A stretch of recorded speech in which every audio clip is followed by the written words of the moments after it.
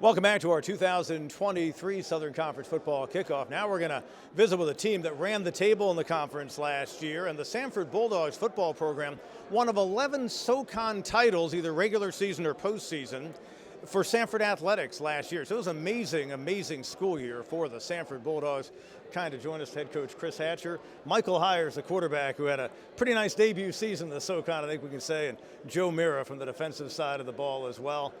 You know, for several seasons, you guys, I thought I was watching it, so you probably did too. You had a bunch of games where you'd win a couple of close ones, lose a couple of close ones. It seems like last year, with the defense improving, typical good performance on offense, it all came together. Did it feel that way? Well, it certainly did. And, you know, we talked about this time last season, bringing in Chris Boone, a new defensive coordinator, and what I thought he brought a hard edge to our defense, which perpetuated around the team, and the whole team kind of took on that edge. And being able to play good defense, continuing to, you know, have an explosive offense, definitely was a big difference in those close ball games. How much does it help when a QB comes in, gets to know your offense, and then goes out and leads FCS in completion percentage at 77%? Well, it helps a lot when you complete the ball at that rate. And Mike had a tremendous year. You know, I tried to get him to walk on back in after his high school season, but he wouldn't do that. So it took me 4 years to get smart and offer him a scholarship. But what a great season he had, tremendous competitor. And I think if you ask anybody on our team, he's a tremendous leader, and he really makes us go. And I was very happy for him last season and looking for him to have a great year this year as well. Now, if you know anything about Chris Hatcher offenses at Samford, wide open, a lot of fun to watch. But he throws 36 touchdowns and just 4 interceptions. I mean, that blew me away. That speaks to the completion percentage, the efficiency. Was that right out of the box, or did you notice that, you know, the first third of the season that suddenly it's like, man, this guy is really efficient? Yeah, those 4 interceptions blew me away too. I was kind of disappointed in them. Were you?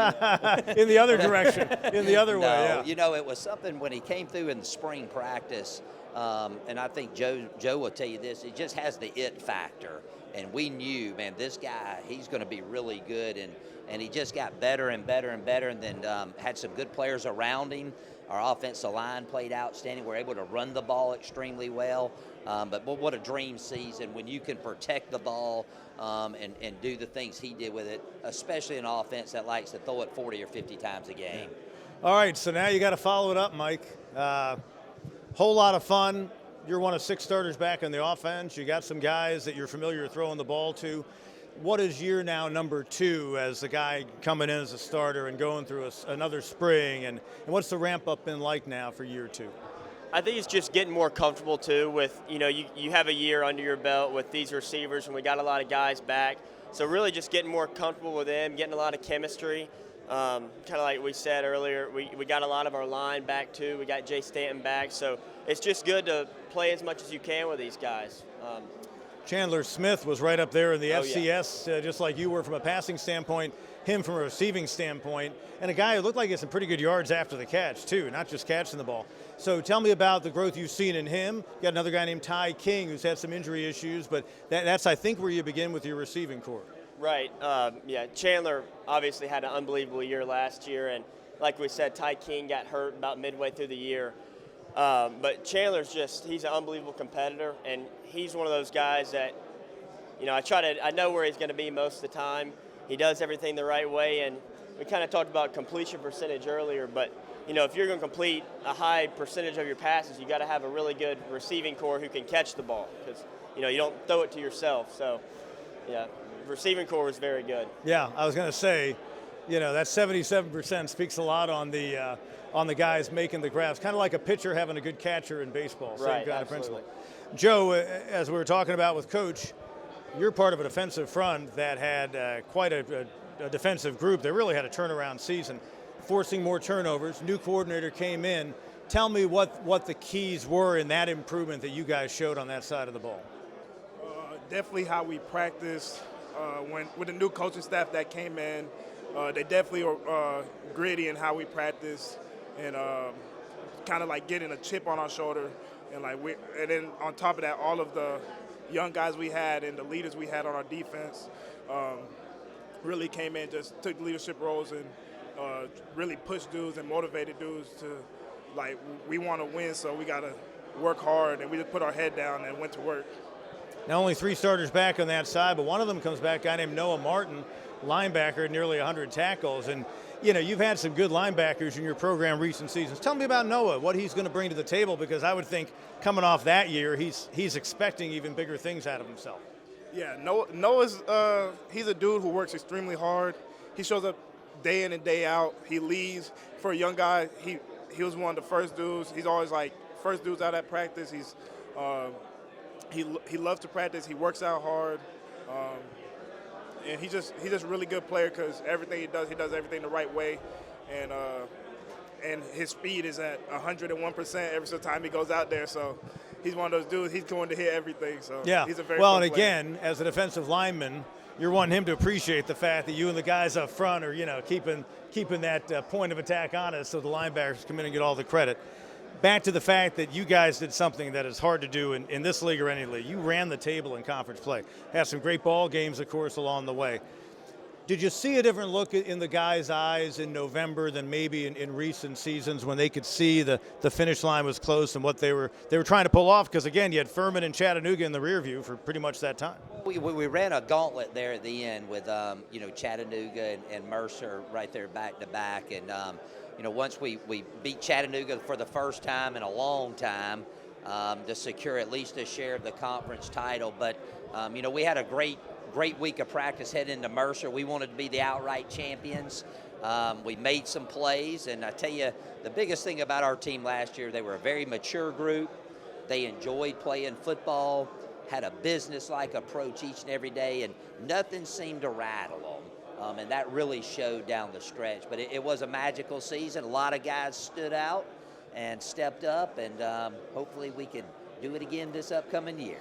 With just the 3 starters back on defense after, again, that breakthrough season for that side, who are some folks you're counting on coming out of spring to step up on that side of the ball that are going to be in new starting roles? Well, first of all, we lost some very productive players on that side. Nathan East, we talk about him every year, just, one of many.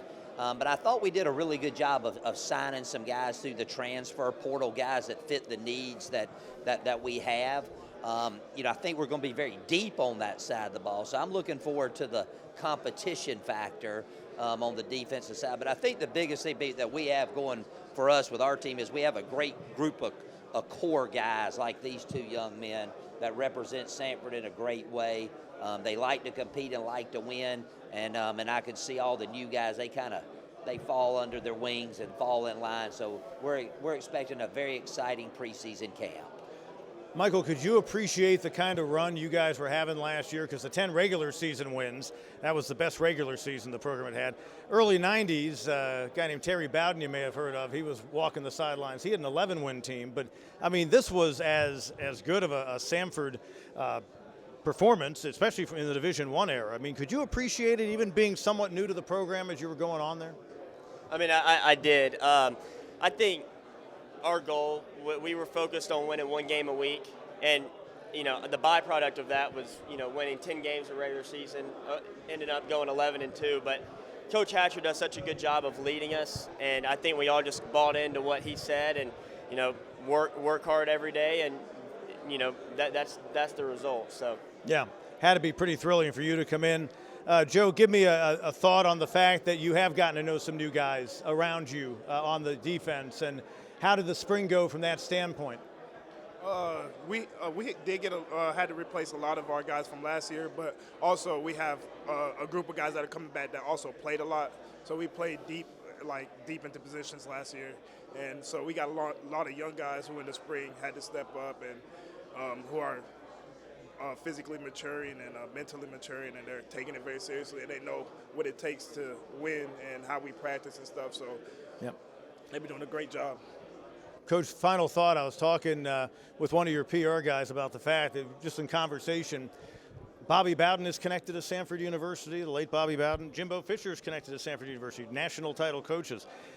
I've got to think that the expectation that you've been hearing, at least from fans and is personally driven, I mean, you made the quarterfinals last year with the kind of pieces you have returning on offense.